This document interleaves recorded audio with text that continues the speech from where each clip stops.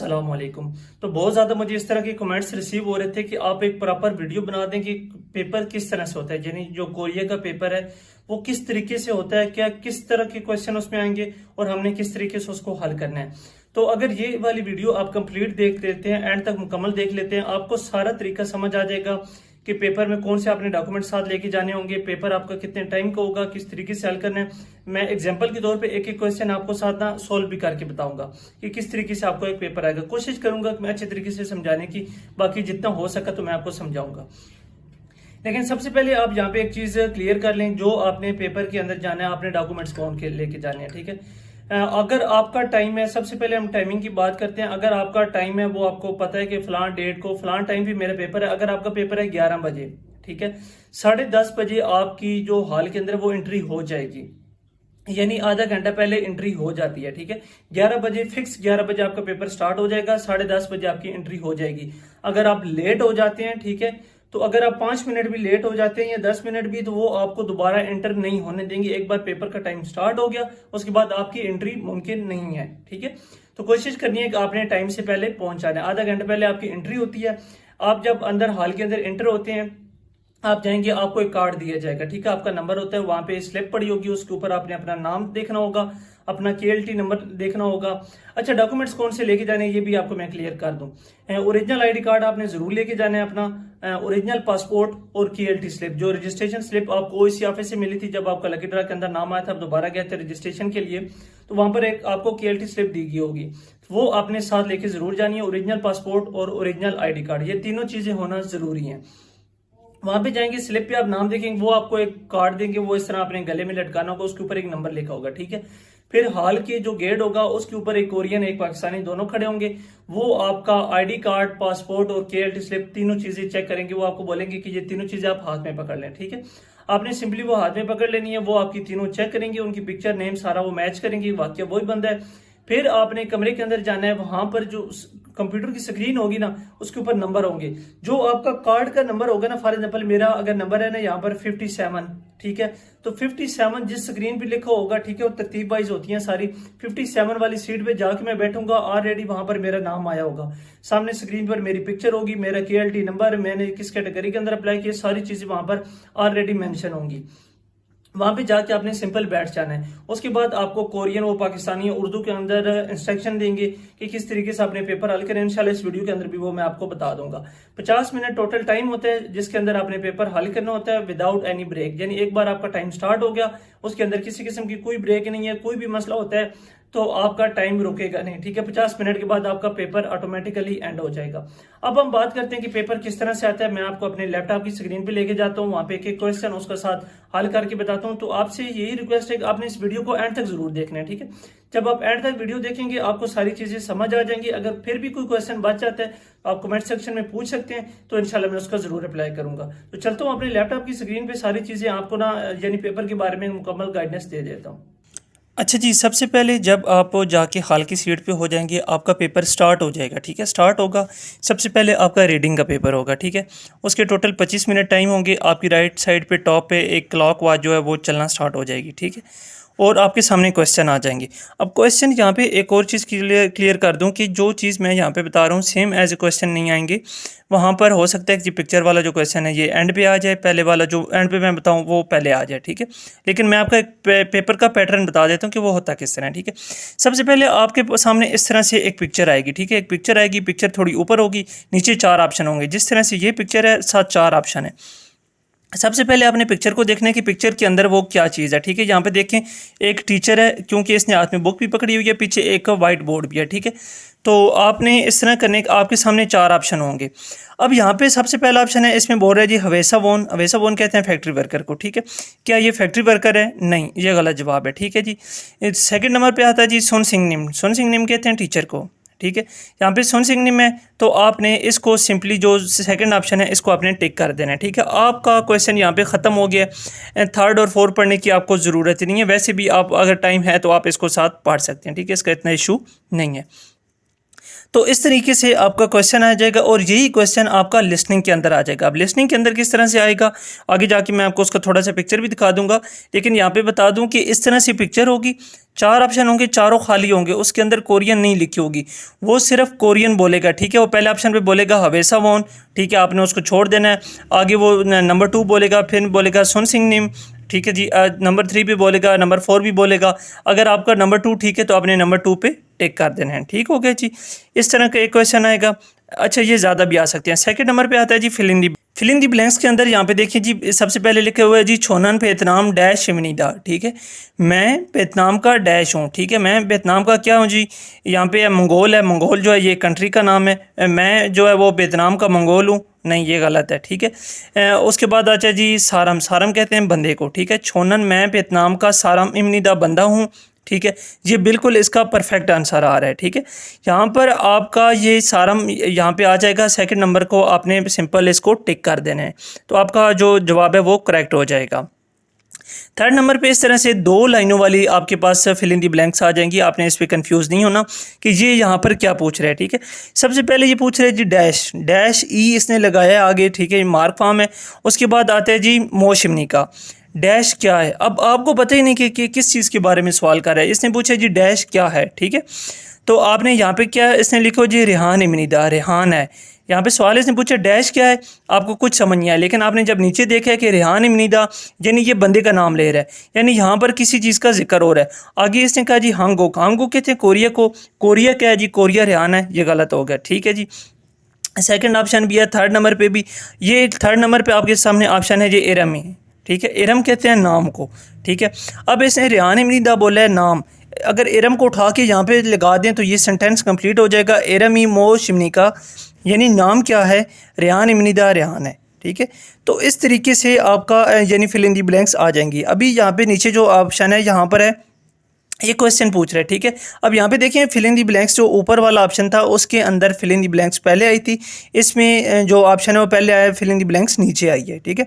यहाँ पर ये पूछ रहे हैं जी हाक सिंह इमनी का यानी स्टूडेंट हो, यानी ये सवाल कर रहा है, ठीक है। यहाँ पे कह रहा है जी डैश, डैश इसने कहा जी हवेसा वोन इमनी दा, ठीक है, नहीं फैक्ट्री वर्कर हूँ।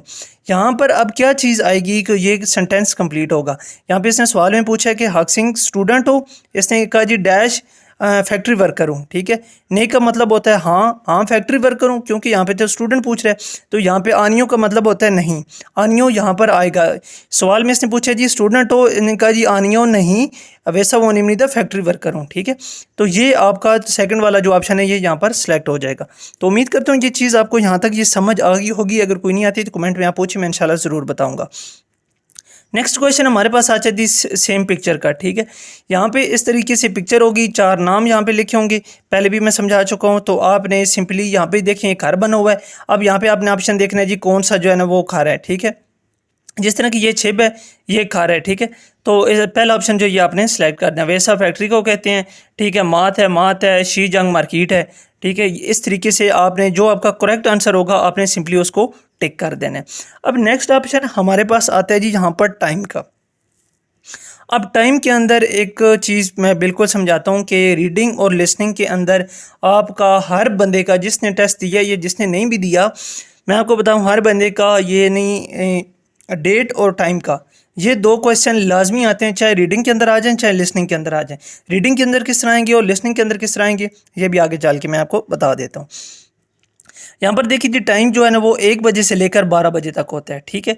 जो इसका साइन है यानी टाइम का साइन है वो शी है, शी इसका साइन है। जो भी होगा फॉर एग्जांपल एक है, यहाँ पे देखिए जी लिखा हुआ है हान शी 1 बजे, ठीक है। तो जो अब कोरियन की 2 गिनतियाँ, एक है हान थू सेने वाली है, ठीक है, एक इल ई समसा वाली है, ठीक है। ये दोनों किस चीज़ के लिए यूज़ होती हैं, जो बेसिक रूल्स हैं वो अगर आपने पढ़े तो आपको पता होगा कि किस तरीके से यूज़ होती है। अगर टाइम पे घंटा बताने के लिए हांथू सेने वाली इस्तेमाल होगी, लेकिन अगर आपने मिनट्स बताने हैं तो फिर इलीस हमसा वाली काउंटिंग जो वो शामिल होगी, ठीक है। अब फॉर एग्जांपल यहाँ पर किसी जगह पे भी आपका टाइम आ जाता है 1 बजे का, ठीक है। आपने कहना है हानशी एल बोन, बोन जो है ये मिनट का यानी साइन है, ठीक है, मिनट के साथ लगेगा ये बोन का। तो आपने जो भी ये टाइम होगा इस तरीके से आपका क्वेश्चन आता है। ये आपने फॉर्म चाहे इसकी स्क्रीनशॉट ले लें, आपकी बुक के अंदर भी होगा। तो आपने इस चीज़ को ज़रूर करना है और लिख के प्रैक्टिस करनी है, ठीक है। लिख के और सुन के दोनों तरीके से आपने इस टाइम की प्रैक्टिस करनी है। सिंपल आपने अपनी तरफ से लिखना है, 4:30 लिख लें, 4:35 लिख लें, उसको आगे फिर कोरियन में उसका टाइम आपने ज़रूर लिखना है, ठीक है। ये क्वेश्चन लाजमी आएगा, टाइम का डेट का भी आगे इंशाल्लाह मैं आपको बता देता हूँ, ठीक है जी। नेक्स्ट क्वेश्चन हमारे पास आ जाता है जी, ये चीज़ें बहुत ज़रूरी हैं, ठीक है। ये क्यों ज़रूरी हैं? ये हर सेंटेंस के अंदर तकरीबन यूज़ होती हैं। मैं बिल्कुल आपको शॉर्ट बता रहा हूँ, इसलिए कि मैं लॉन्ग वीडियो नहीं बना सकता ज़्यादा। अब छिगम कहते हैं अब को, ठीक है। कब भी कहीं भी अगर सेंटेंस के अंदर छिगम का यूज़ हुआ है तो आपने समझ लेना है कि आज अभी का जिक्र हो रहा है, ठीक है। अभी का जिक्र हो रहा है तो आपको सेंटेंस समझने में आसानी हो जाएगी। ओनल कहते हैं आज को, ठीक है। ओजे कहते हैं गुजरा हुआ कल। गुजरा हुआ कल जिस तरह कि आज अगर मंडे है तो गुजरा हुआ जो कल है वो संडे होगा, ठीक है। आज अगर मंडे है तो संडे होगा। नेल कहते हैं आने वाले कल को, अगर आज मंडे है तो कल ट्यूसडे होगा, ठीक है। इस तरीके से आपने इन चीज़ों को ज़रूर याद करना है, आपको इन चीज़ों का पता होना चाहिए। अगर सेंटेंस के अंदर ये यूज़ होते हैं तो आपको इजीली समझ आ जाए, ठीक है, कि किस चीज़ का बात हो रही है, कल की बात हो रही है, आज की बात हो रही है, अभी की बात हो रही है, किस चीज़ की बात हो रही है। ये इसलिए ज़रूरी है। यहाँ पे आगे टाइम के अंदर एक ऑप्शन आ जाता है AM और PM, ठीक है। सबको इस चीज़ का पता होगा। AM जो है उसको कहते हैं जी ओजोन, ठीक है, और जो PM है उसको कहते हैं ओहू, ठीक है। ये आपको पता होना चाहिए। अगर सेंटेंस के अंदर यूज़ होता है कि सुबह, ठीक है, AM यूज़ हुआ है यानी सुबह के टाइम उसने ये काम स्टार्ट किया था, और ओहू पे ख़त्म किया था यानी शाम के टाइम उसने ख़त्म किया था। इस तरीके से आपने इस चीज़ को ज़रूर चेक करना है। उसके बाद नेक्स्ट ऑप्शन आता है जी नात, ये कहते हैं जी दिन को, ठीक है। नात दिन को कहते हैं, दिन का टाइम है, ठीक है। उसके बाद फम कहते हैं रात को, ठीक है। नेक्स्ट ऑप्शन आ जाता है जी सेबयुग। सेबयुग कहते हैं शहरी के टाइम को। टाइम इसलिए ज़रूरी है कि कहीं भी सेंटेंस के अंदर ये वाली चीज़ें बार बार यूज़ होती हैं, तो इसलिए मैं आपको इंपॉर्टेंट चीज़ें जो है वो यहाँ पे बता रहा हूँ। तो यहाँ पे उसके बाद एक ऑप्शन आता है जी सुबह, दोपहर और शाम, ठीक है। हम अगर कहीं पे खाने का जिक्र हो रहा है तो वहाँ पे सुबह, दोपहर और शाम का जिक्र होगा। तो आपको पता होना चाहिए कि सुबह को क्या कहते हैं, दोपहर को क्या कहते हैं और शाम को क्या कहते हैं, ठीक है। आशिम कहते हैं सुबह को, ठीक है। छोमशिम कहते हैं दोपहर को, और छोन्यो कहते हैं शाम को, ठीक है। छोमशिम दोपहर और छोन्यो शाम, इनको आपने ज़रूर रखना है। अगर सेंटेंस के अंदर कहीं पे भी ये वर्ड्स यूज़ होते हैं, आपको पता होना चाहिए कि ये सुबह का जिक्र कर रहा है, दोपहर का कर रहा है या शाम का कर रहा है, तो आपको सेंटेंस समझने में आसानी हो जाएगी। नेक्स्ट ऑप्शन हमारे पास आ जाता है जी जेंडर के बारे में। जेंडर के बारे में भी आपको पता होना चाहिए, क्योंकि वहाँ पर जो पैराग्राफ के अंदर आएगा, नेक्स्ट मैं आपको पैराग्राफ का भी बता देता हूँ। पैराग्राफ का अगर क्वेश्चन आता है उसके अंदर यानी बड़ा छोटे से बात कर रहा है, छोटा बड़े से कर रहा है, या आप अपने भाई से बात कर रहे हैं, वालिद साहब से कर रहे हैं, वालदा से कर रहे हैं, दादा से, आपको इन चीज़ों के नाम आना ज़रूरी है। यहाँ पर ऊपर देखें, साथ नीचे इंग्लिश भी लिखी हुई है, आपने ज़्यादा इसको पढ़ लेना है, ठीक है जी। हाराबो जी कहते हैं जी दादा बू को, हारामोनी दो वो दादी अम्मा है, ठीक है जी। अबू जी अबू हो गया, ओमोनी अम्मी हो गया, ठीक है। ये सिंपल सब के लिए ये वर्ड यूज़ होगा। यहाँ पर एक और चीज़ समझिए कि कोरिया के अंदर जो लड़का वर्ड्स यूज़ करेगा अपने बड़े भाई या बड़ी बहन के लिए या किसी के लिए, लड़के के अल्फाज अलहदा होंगे और लड़की के अलहदा होंगे, ठीक है जी। नमजाई कहते हैं जी मर्द को, ठीक है। अगर आप लड़के हैं तो आप अपने बड़े भाई को बोलेंगे ह्योंग, ठीक है जी। बड़ी बहन को बोलेंगे नूना, अपने को ना, ठीक है जी। फू इन बीवी को, और ये भाई, छोटे भाई और बहन को जो है ना, ये दोनों सेम ही बोलेंगे, लड़का हो या लड़की हो। ये यहाँ पे जी योजाइल, ठीक है। योजाइल जो कहते हैं वो लड़की को कहते हैं। लड़की के अंदर भी सेम यही ऑप्शन होगा कि आपने ये वर्ड्स याद कर रहे हैं। लड़की अपने बड़े भाई को बोलेगी ओपा, ठीक है। उन्नी जो है वो बड़ी सिस्टर को बोलेगी ना, या ख़ुद को बोलेगी, यहाँ पे भी ना है, ठीक है जी। नाम पे जो वो अपने हस्बैंड को बोलेगी, छोटे बहन भाइयों को भी सेम वर्ड यूज़ होंगे। उसके बाद आता है जी बेटा। बेटा आदिल बेटे को कहते हैं, और ताल जो है वो बेटी को कहते हैं। इसकी भी आपने स्क्रीनशॉट ले लेनी है, बुक के अंदर भी आपका ये पूरा पैराग्राफ होगा, तो ये आपने ज़रूरी कर लेना है। सेंटेंस के अंदर होगा, आपको पता चल जाएगा बड़ा भाई छोटे भाई से बात कर रहा है, वालिद साहब से बात कर रहा है, दादा से कर रहा है, या किस चीज़ बात कर रहा है, वो उससे आपसे ऑप्शन पूछ सकते हैं, ठीक है जी। नेक्स्ट हमारे पास आ जाता है जी यहाँ पे डेट का। मैंने आपको यहाँ पर ये बताया था कि डेट बहुत ज़रूरी है। यहाँ पे देखें जी, यहाँ पे नलचा कहते हैं साल को, ठीक है। यहाँ पे ये डेट है, नलचा साल है, वोल महीना, एल दिन होता है, ठीक है।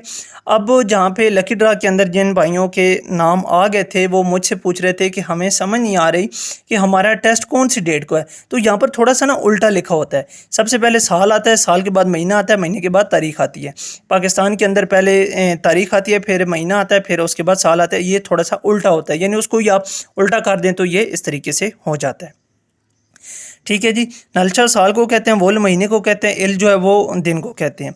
यहाँ पे जी देखें जी 1 से लेके 12 तक महीने होते हैं। ठीक है, आगे 1 से लेके 31 तक तारीख होती है। किस तरीके से लिखना है यहाँ पे मुकम्मल एग्जांपल दी हुई है।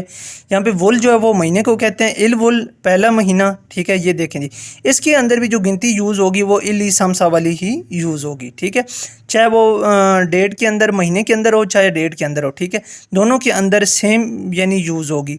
ये दूसरा महीना होगा, छठा महीना होगा। ठीक है, छठे महीने में आप देखें ना थोड़ा सा यहाँ पे चेंजिंग है। देखें 10वें महीने और छठे महीने इन दोनों के अंदर थोड़ी थोड़ी चेंजिंग है। जो वुल है ठीक है, और यहाँ पे शी वुल है। उसके बाद बाकी जो है वो सारे सेम होंगे, गिनती के साथ ही होंगे। इस चीज़ को आपने थोड़ा सा गौर से देख लेना है और डेट की जो प्रैक्टिस आपने ज़रूर करनी है। नेक्स्ट क्वेश्चन हमारे पास आ जाता है जी, ये एक पूरा पैराग्राफ बना हुआ है, इस तरीके का आपका क्वेश्चन आ जाता है। वो इस तरह से पैराग्राफ नीचे बना होगा, ऊपर आपसे कोई भी क्वेश्चन वो पूछ सकता है। ठीक है जी, वो एक डेट है उसको वो मार्क कर देगा, या वो बोलेगा कि इस महीने के तीसरे हफ्ते को, फॉर एग्जाम्पल यहाँ पे जो उसने क्वेश्चन पूछा हुआ है कि इस महीने के दूसरे हफ्ते को फलां दिन को कौन सी तारीख बनती है। ठीक है, यहाँ पे देखें जी इरियल बन रहा है, अतवार है। ठीक है, वरियोल जो है ये आगे सोमवार मंगल, ठीक है, ये सारी चीज़ें हैं। ठीक है, अतवार से स्टार्ट हो रहे हैं, सोमवार मंगल बुध। वो कोई भी क्वेश्चन आपसे किसी तरीके से भी पूछ सकता है कि इस महीने की तीसरे हफ्ते के फलां दिन को कौन सी डेट बनती है, तो आपने वो डेट बतानी होगी। ठीक है, आपको हफ्तों के नाम आने चाहिए, महीनों के आपको नाम आने चाहिए।